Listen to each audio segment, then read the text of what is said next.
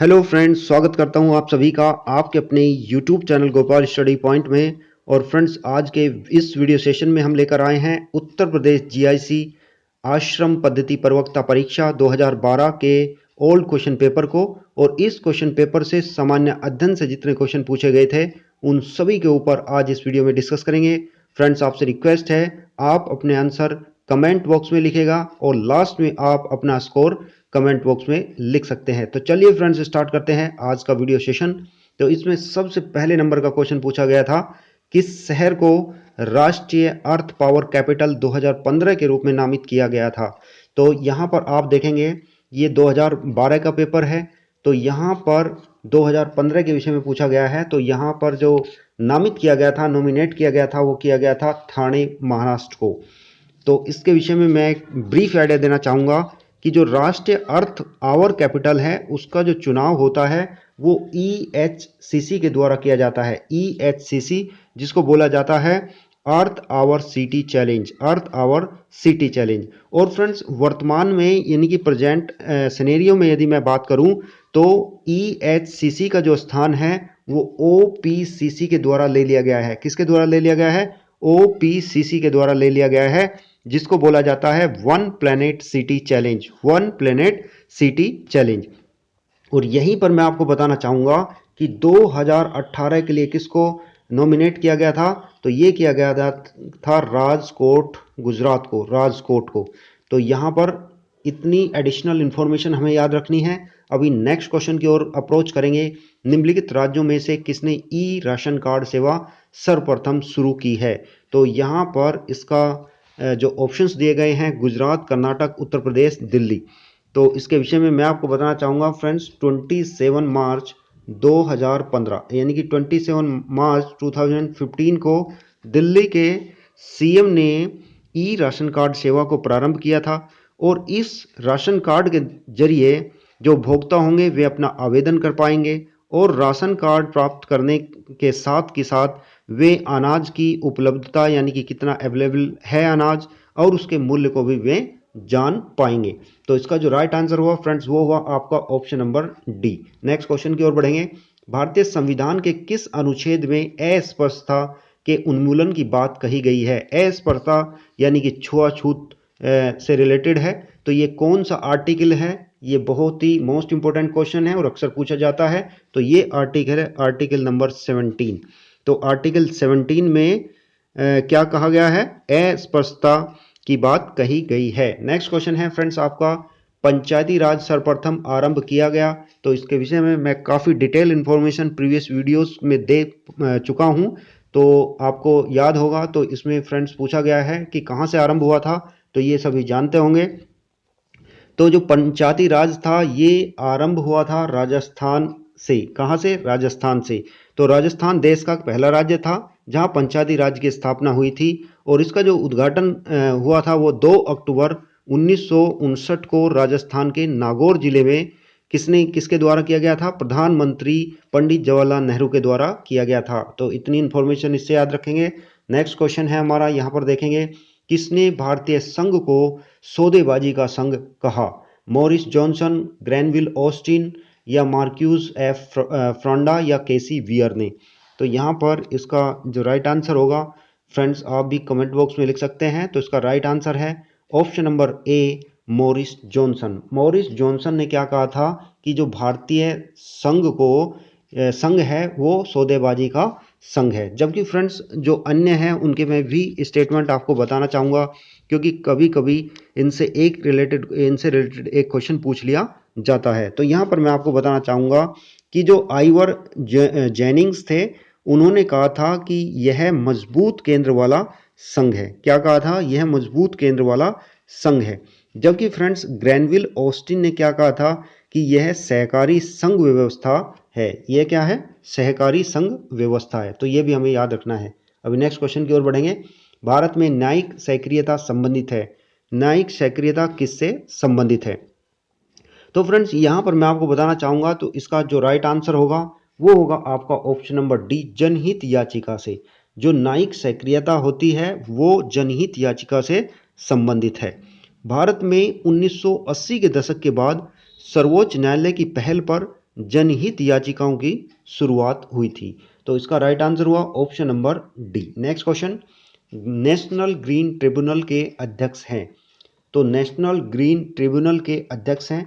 तो फ्रेंड्स यहाँ पर मैं आपको बात करूं कि ये जो क्वेश्चन है 2012 का क्वेश्चन था। तो उस समय की यदि मैं बात करता हूं तो उस समय नेशनल ग्रीन ट्रिब्यूनल के जो अध्यक्ष थे वो थे न्यायमूर्ति स्वतंत्र कुमार। न्यायमूर्ति स्वतंत्र कुमार, जो कि आपका ऑप्शन नंबर ए में दिया है। और यदि मैं प्रेजेंट सिनेरियो की बात करूं तो प्रेजेंट सिनेरियो में जो अध्यक्ष हैं वो हैं आदर्श कुमार गोयल, यानी कि न्यायमूर्ति आदर्श कुमार गोयल, जो कि 2018 से यानी कि 5 वर्षों के लिए नियुक्त किए गए थे। तो राइट आंसर है इसका ऑप्शन नंबर ए। प्रेजेंट में है न्यायमूर्ति आदर्श कुमार गोयल और उस समय थे न्यायमूर्ति स्वतंत्र कुमार। तो राइट आंसर हुआ इसका option number A. Next question, Panchayati Raj से संबंधित निम्नलिखित समितियों को क्रमवार रखिए। यानी कि कौन सी समिति का जो कार्यक्रम का जो क्रम है वो सबसे पहले था, फिर उसके बाद इस तरह से हमें इसको क्रमवार लगाना है। तो यहाँ पर आप देखेंगे इसमें सबसे पहली जो समिति थी वो थी बलवंत राय मेहता समिति, जो कि आपकी आई थी, ये आई थी आपकी 1957 में, 1957 बलवंत राय मेहता समिति। उसके बाद आई आपकी अशोक मेहता यानी कि 1977 में। उसके बाद आपकी आती है GV राव समिति यानी कि राव समिति, और राव समिति आई थी 1985 में। कब आई थी? 1985 में। यहीं पर मैं बात करूं LM सिंघवी समिति, ये आई थी 1986 में। कब आई थी? 1986 में। तो इस तरह से जो इनका जो क्रम होगा फ्रेंड्स वो मैंने अभी आपको बताया। सबसे पहले बलवंत राय यानी कि आपका आएगा ऑप्शन नंबर 3। उसके बाद आप देखेंगे अशोक मेहता, फिर जीवी के राव समिति और LM सिंघवी समिति। तो इस तरह से इसका जो राइट आंसर होगा फ्रेंड्स आप यहाँ पर देखेंगे, इसका राइट आंसर होगा वो होगा फ्रेंड्स आपका ऑप्शन नंबर ए, जैसा कि ऑप्शन नंबर यहाँ पर दिया गया है। पहले थर्ड, फिर फोर्थ, फिर फर्स्ट, फिर सेकंड। नेक्स्ट क्वेश्चन की ओर बढ़ेंगे। नेक्स्ट क्वेश्चन मैथ से पूछा गया है, बहुत ही सिंपल क्वेश्चन है। और यहाँ पर मैं आपको बताना चाहूँगा कि यदि 741 को मैं ए मान लेता हूँ और 378 को मैं बी मान लेता हूँ, तो हमारा क्वेश्चन इस तरह से बनेगा कि यहाँ पर हो जाएगा a प्लस बी का होल स्क्वायर, और यहाँ पर हो जाएगा a माइनस बी का होल स्क्वायर, और अपॉन यहाँ पर हो जाएगा a का स्क्वायर हो जाएगा, और यहाँ पर प्लस b का स्क्वायर हो जाएगा। तो फ्रेंड्स जब मैं इसको खोलता हूँ a प्लस बी के होल स्क्वायर से, यानी कि a square plus B square plus 2ab, फिर माइनस a माइनस बी का होल स्क्वायर खोलता हूँ, तो यहाँ पर आपका सोल होने के बाद में आएगा 2a square plus B square, और अपॉन में रखा हुआ है a square plus B square. तो इस तरह से स्क्वायर बी स्क्वायर से स्क्वायर बी कट गया, तो यहाँ पर बचा 2। हमें वैल्यू भी पुट अप करने की जरूरत नहीं पड़ी है, तो आप देख सकते हैं। तो इसका जो राइट आंसर होगा वो होगा फ्रेंड्स आपका option number A. Option number A is the correct answer. Next question की ओर बढ़ेंगे। नेक्स्ट क्वेश्चन है, वृत्त की त्रिज्या 200% बढ़ा दी गई हो। यदि वृत्त की जो त्रिज्या है वो 200% बढ़ा दी गई हो तो उसका क्षेत्रफल कितना बढ़ जाएगा। तो फ्रेंड्स यहाँ पर हम सपोज मान लेते हैं कि जो वृत्त की त्रिज्या है सपोज 10 है, और यदि मैं इसको 200% बढ़ाता हूं तो इसका मतलब कितनी बढ़ेगी? तो 10 गुणा 200 बटे 100, यानी कि आप यहाँ पर देखेंगे 20% बढ़ जाएगी। तो सबसे पहले मैंने माना कि 10% है और बढ़ गई कितनी? 20%, और यानी कि हो गई कितनी? ये हो गई आपकी 30%। तो यहाँ पर स्टार्टिंग में यदि मैं वृत्त का क्षेत्रफल देखता हूँ कि वृत्त का क्षेत्रफल यदि r इजगल टू 10 हो, ये दिया नहीं है लेकिन मैंने मान लिया है कि यदि r इजगल टू 10 हो तो वृत्त का क्षेत्रफल कितना होता है? वृत्त का क्षेत्रफल कितना होगा? यहाँ पर होगा पाई आर स्क्वायर से, तो पाई आर स्क्वायर का मतलब होगा 100 पाई हो जाएगा, 100 पाई हो जाएगा। लेकिन 200% बढ़ने पर जो त्रिज्या हो जाती है वो हो जाती है आपकी 30, और 30 यदि है तो वृत्त का क्षेत्रफल कितना होगा?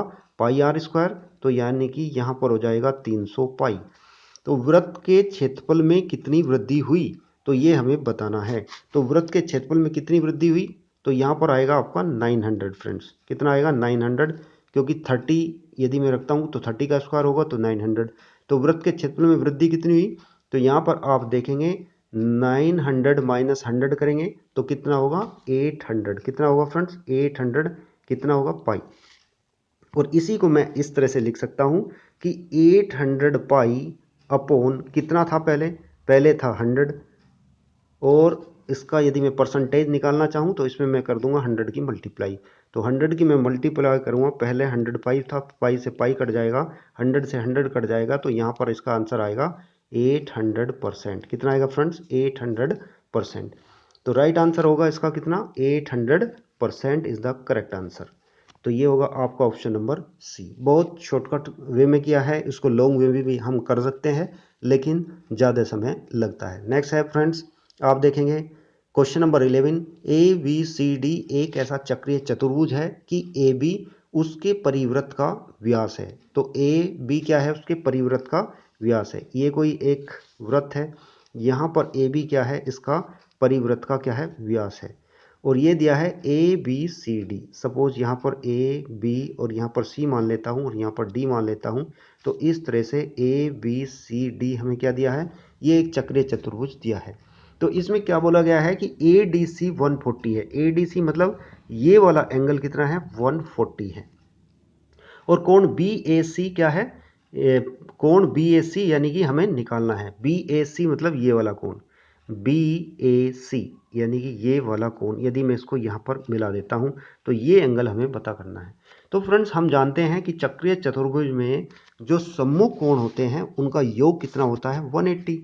तो यहाँ पर यदि हमारा ये 140 है तो यहाँ वाला ये जो कोण होगा वो कितना होगा, आप समझ सकते हो ये कोण कितना होगा फ्रेंड्स, ये होगा आपका 40। क्यों होगा 40, क्योंकि सम्मुख कोण क्या होते हैं एक दूसरे के 180 डिग्री के का योग होता है। तो 40 आया ये, और ये कोण कितना होगा फ्रेंड्स, ये होगा 90, क्योंकि इसके विषय में भी हम जानते हैं कि अर्धवृत्त में जो बना हुआ कोण होता है वो 90 डिग्री होता है। तो ये 90 हो गया, ये 40 हो गया, और टोटल होता है हमारा 180 किसी त्रिभुज का। तो 90 प्लस 40 कितना हुआ 130, और 130 को 180 में से माइनस करेंगे तो हमारा आ जाएगा कितना 50 डिग्री।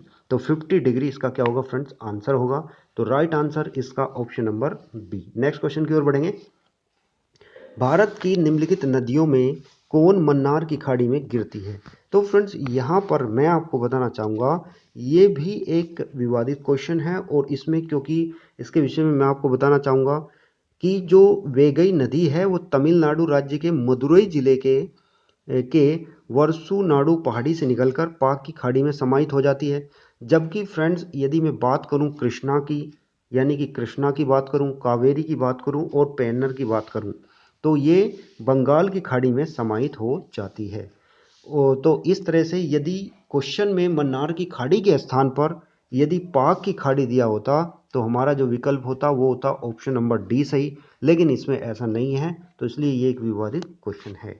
तो इस तरह से इसका जो क्वेश्चन का जो आंसर है वो क्या हुआ, एक विवादित क्वेश्चन हुआ। अभी नेक्स्ट क्वेश्चन है, जारवा आदिवासी पाए जाते हैं। तो जारवा आदिवासी कहाँ पर पाए जाते हैं, हिमाचल, राजस्थान, अंडमान निकोबार या फिर झारखंड में। तो यहाँ पर मैं बात करूँ फ्रेंड्स, जारवा जो आदिवासी हैं वो पाए जाते हैं आपके अंडमान निकोबार द्वीप समूह में। कहाँ पर पाए जाते हैं, अंडमान निकोबार द्वीप समूह में। वर्तमान में यदि देखें तो इनकी संख्या बहुत ही कम होती जा रही है, और ये गृह मंत्रालय के द्वारा पर्टिकुलरली वनरेबल ट्राइबल ग्रुप यानी कि जिसको हम पीवीटीजी बोलते हैं में शामिल किया गया है। और इन्हीं के साथ यदि मैं अंडमान निकोबार की अन्य जनजाति की बात करूं तो जैसा कि ओंगे है, सोमपेन है, सेंटिलीज है, वह ग्रेट अंडमानीज है। ये भी हमें याद रखना है। अभी नेक्स्ट क्वेश्चन की ओर बढ़ेंगे फ्रेंड्स। नेक्स्ट क्वेश्चन है हमारा, यहाँ पर देखेंगे नेक्स्ट क्वेश्चन 14 नंबर का है, निम्नलिखित में से कौन सी विश्व की सबसे लंबी पर्वत श्रेणी है। तो इसके विषय में आप सभी को पता होगा कि सबसे लंबी विश्व के जो पर्वत श्रेणी है वो है फ्रेंड्स एंडीज पर्वत श्रृंखला।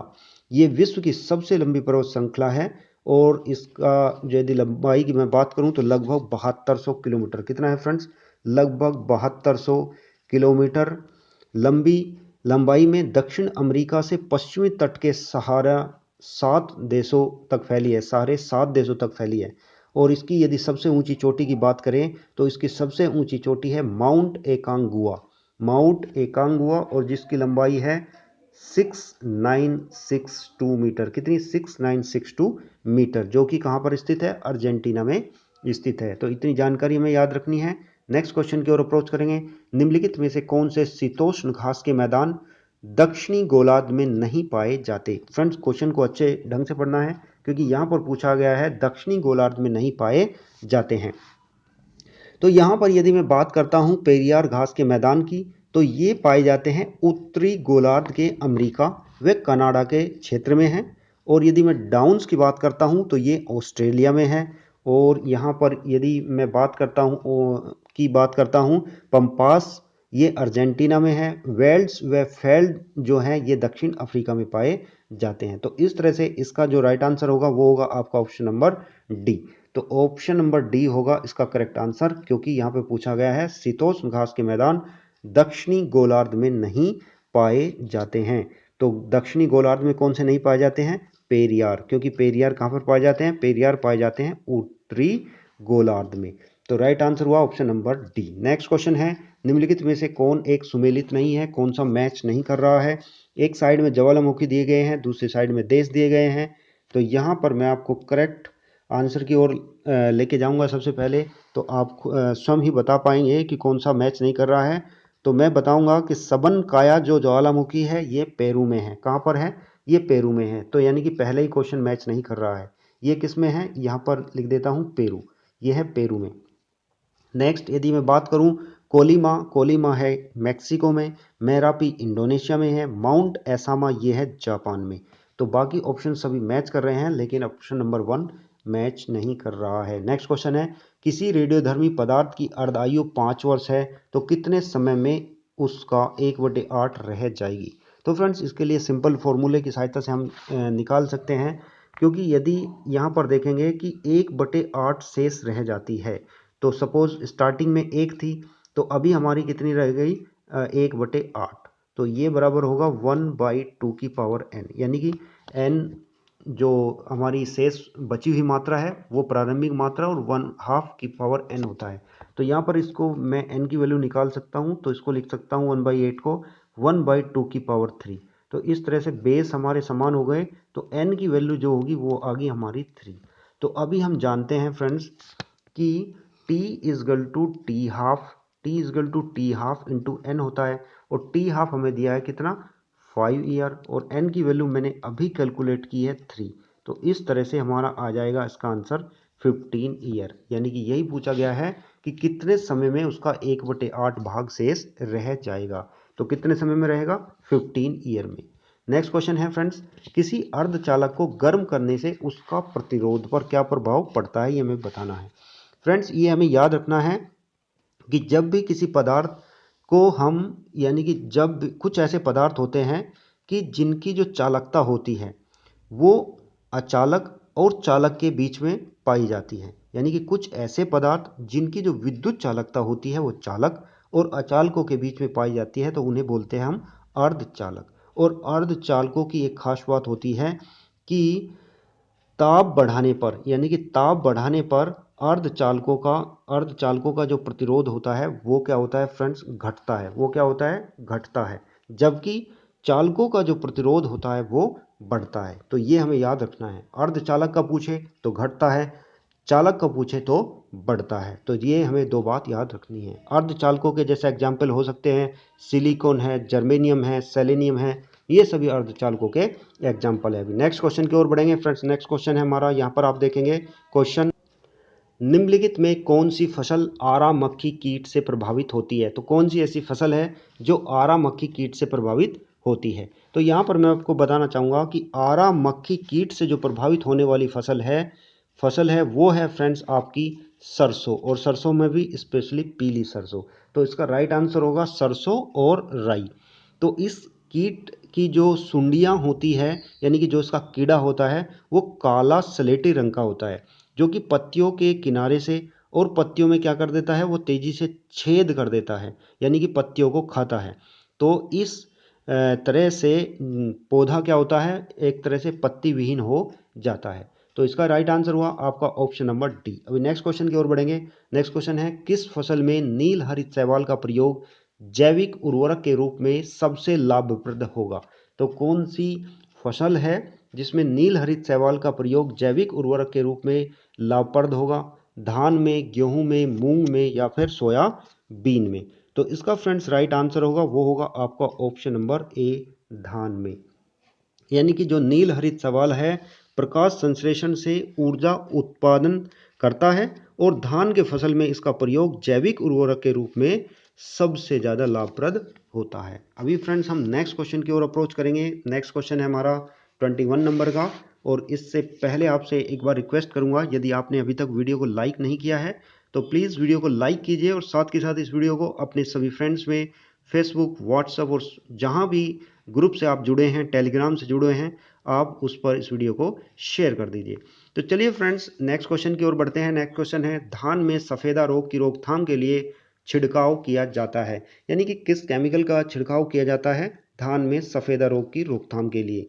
तो फ्रेंड्स ये है हमारा ऑप्शन नंबर, जैसा कि देखेंगे option number D, ferrous sulphate का। ये तो नॉर्मली इसको हमें याद रखना है, सफ़ेदा रोग की रोकथाम तो फेरस सल्फेट।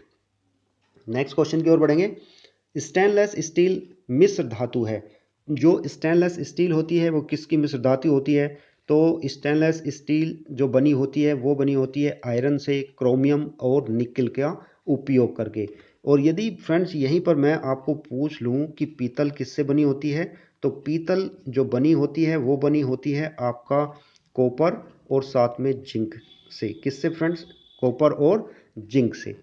तो राइट आंसर इसमें हुआ स्टेनलेस स्टील का वो हुआ आपका ऑप्शन नंबर ए, यानी कि आयरन, क्रोमियम एवं निकेल। नेक्स्ट क्वेश्चन है फ्रेंड्स, प्रकाश को सूर्य से पृथ्वी तक पहुंचने में कितना समय लगता है? बहुत ही सिंपल क्वेश्चन है। तो प्रकाश को यानी कि सूर्य से पृथ्वी तक पहुंचने में 8 मिनट का समय लगता है और कहीं कहीं पर 8 मिनट 20 सेकंड का भी समय दिया जाता है। तो इसका जो राइट आंसर होगा वो होगा फ्रेंड्स आपका ऑप्शन नंबर सी, 8 मिनट का समय। नेक्स्ट क्वेश्चन है, 1756 में पुल्टा शब्द किस संदर्भ में आया था? यानी कि पुल्टा किससे संबंधित है वो हमें बताना है। तो यहाँ पर मैं आपको बताना चाहूँगा कि कलकत्ता से लगभग 20 मील की दूरी पर पुल्टा जो है ये एक टापू है। क्या है फ्रेंड्स? एक टापू है जो कि 1756 में सिराजुद्दौला द्वारा कलकत्ता पर आक्रमण के समय जो ब्रिटिश सेनाकर्मी थे वे लड़ते हुए, यानी कि वहाँ से वे खड़े हुए थे और उन्होंने जो शरण ली थी वो पुल्टा टापू पर शरण ली थी। तो इस तरह से फ्रेंड्स जो इसका राइट आंसर होगा वो होगा फ्रेंड्स आपका ऑप्शन नंबर डी, यानी कि पुल्टा क्या है? एक टापू का नाम है। नेक्स्ट क्वेश्चन की ओर अप्रोच करेंगे। नेक्स्ट क्वेश्चन है हमारा, बिहार के शासक राजा राम नारायण का दमन करने के लिए क्लाइव व मीर जाफर ने किसकी अध्यक्षता में एक सेना भेजी? यानी कि किसकी अध्यक्षता में एक सेना भेजी थी? तो यहाँ पर मैं आपको बताना चाहूँगा कि रॉबर्ट क्लाइव और मीर जाफर जो कि 1758 में पटना में एक दरबार आयोजित किया था और जहाँ पर राजा राम नारायण को बिहार का गवर्नर बनाया गया था और बाद में कुछ विद्रोह हुआ था जिससे कि मेजर आयर कूट द्वारा इसको दबा दिया गया था। तो यहाँ पर इसका जो राइट आंसर होगा वो होगा फ्रेंड्स आपका option number A is the correct answer, major कूट। तो पूछा गया था क्वेश्चन कि बिहार के शासक राजा राम नारायण का दमन करने के लिए क्लाइव व मीर जाफर ने किसकी अध्यक्षता में एक सेना भेजी? तो वो भेजी थी मेजर कूट की अध्यक्षता में। नेक्स्ट क्वेश्चन है, अपनी विजयों को लिपिबद्ध करने के लिए निम्नलिखित में से किस हिंदू को औरंगजेब ने ढूंढ निकाला था? यानी कि कौन सा हिंदू था जिसको औरंगजेब ने ढूंढ निकाला था? तो यहाँ पर मैं आपको बताना चाहूँगा कि उसका नाम था ईश्वर दास नागर। तो इसका नाम क्या था फ्रेंड्स? ईश्वर दास नागर, जो कि आपका ऑप्शन नंबर बी इस क्वेश्चन का सही आंसर है। और इसी के विषय में मैं आपको बताना चाहूँगा कि फुतूहात ए आलमगिरी नामक बुक की रचना भी इसने ही की थी। तो इसका राइट आंसर हुआ option number B. Next question, निम्नलिखित में से किसने वर्नाकुलर प्रेस अधिनियम यानी कि वर्नाकुलर एक्ट जिसको बोलते हैं प्रेस एक्ट 1878 के लिए विपरीतगामी और असंगत शब्दों का उपयोग किया था? तो किसने किया था? तो यहाँ पर मैं आपको बताना चाहूँगा इसका जो राइट आंसर होगा वो होगा फ्रेंड्स आपका ऑप्शन नंबर सी, अर्स्काइन पेरी। तो सर आर स्काइन पेरी जो कि भारतीय परिषद के एक सदस्य थे, इन्होंने वर्नाकुलर प्रेस एक्ट 1878 को विपरीतगामी और असंगत और भारत की भावी प्रगति के लिए घातक पग बतलाया था। एस.एन. बनर्जी ने इसे आकाश से वज्रपात की संज्ञा दी थी। तो ये भी पूछ लिया जाता है कि आकाश से वज्रपात की संज्ञा किसने दी थी, तो ये दी थी एस.एन. बनर्जी ने। तो इस तरह से इसका राइट आंसर हुआ फ्रेंड्स आपका आर स्काइन पेरी। नेक्स्ट क्वेश्चन की ओर बढ़ेंगे। नेक्स्ट क्वेश्चन है, नचिकेता आख्यान किस उपनिषद में मिलता है? तो नचिकेता आख्यान किस उपनिषद में मिलता है? तो फ्रेंड्स नचिकेता आख्यान जो है ये कठोपनिषद में मिलता है और इसमें यम द्वारा नचिकेता को ब्रह्म विद्या का उपदेश दिया गया है। तो इसका राइट आंसर हुआ फ्रेंड्स आपका ऑप्शन नंबर ए, कठोपनिषद। नेक्स्ट क्वेश्चन की ओर बढ़ेंगे। नेक्स्ट क्वेश्चन है, पाकिस्तान की खुफिया एजेंसी इंटर सर्विसेज इंटेलिजेंस यानी कि ISI का महानिदेशक कौन है? तो फ्रेंड्स ये उस समय का जो क्वेश्चन पूछा गया था, तो उस समय का जो राइट आंसर होगा वो है आपके रिजवान अख्तर, यानी कि रिजवान अख्तर इसके महानिदेशक थे। लेकिन यदि मैं वर्तमान की बात करूं तो ISI के महानिदेशक फैज़ हमीद हैं और इन्हें जून 1900 यानी कि 2019 में इस विभाग का महानिदेशक चुना गया है। तो कब चुने गए हैं? 2019 में फैज़ हमीद, लेकिन उस टाइम के जो थे वो थे फ्रेंड्स आपके रिजवान अख्तर, यानी कि ऑप्शन नंबर बी। अभी next question and the last question of this video देखते हैं। अर्जेंटीना में मार्च 2015 में हुए वायुयान दुर्घटना में मृत 3 ओलंपियन संबंधित थे, यानी कि किस देश से संबंधित थे? तो यहाँ पर फ्रेंड्स मैं आपको बताना चाहूँगा उनका जो संबंध था वो था आपका फ्रांस से। तो अर्जेंटीना में मार्च 2015 की घटना है। कब की घटना है फ्रेंड्स? मार्च 2015 की घटना है। एक हेलीकॉप्टर दुर्घटना हुई थी जिसमें कुल 10 लोग मारे गए थे और इन 10 लोगों में से 3 फ्रांस के ओलंपियन थे। कौन थे फ्रेंड्स? फ्रांस के ओलंपियन। तो राइट आंसर हुआ इसका option number D, France. So friends इस तरह से हमने 30 क्वेश्चंस को कवर किया है जो कि फ्रेंड्स आपके GIC आश्रम पद्धति प्रवक्ता परीक्षा जो कि आपकी 2012 को हुई थी और सामान्य अध्ययन के ये सभी क्वेश्चन पूछे गए थे।